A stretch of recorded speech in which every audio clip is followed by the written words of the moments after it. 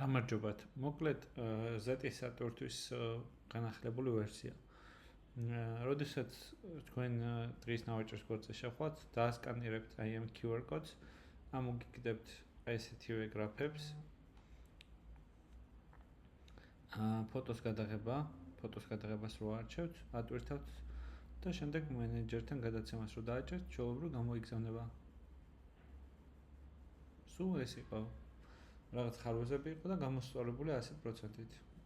მადლობა ყურადღებისთვის.